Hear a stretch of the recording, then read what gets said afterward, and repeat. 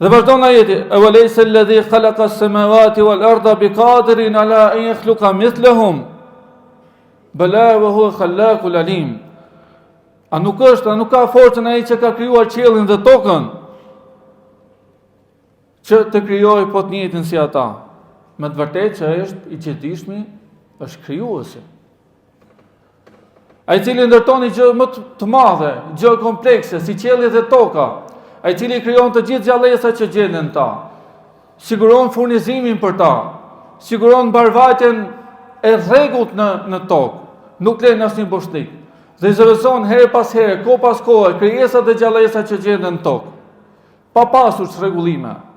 A nuk mundet që njeriu i cili është vetëm një nga këto krijesa ta ringjallë përsëri?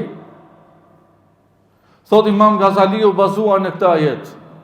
Imagjinoni një arkitekt i cili ndërton një pallat të mrekullueshëm. E stolis me detaje të mrekullueshme. Ndërton kopshte shumë bukura, vendos llampadar shumë të mëdhej. E ndriçon në mënyrën më perfekte. A mund të thuhet se ky arkitekt nuk ka forcën dhe fuqinë të ndërtojë një kolibe të vogël? E Allahu Xhelal që e ka ndërtuar, e ka krijuar qiellin dhe tokën e çdo gjë që gjenden ta, me të vërtetë që e ka forcën dhe fuqinë që ta rikrijojë njeriu.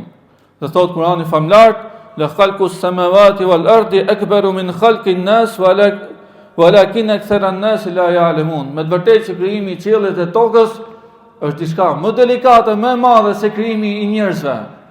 Por shumica e njerëzve nuk e dinë dhe nuk meditojnë rreth kësaj gjëje.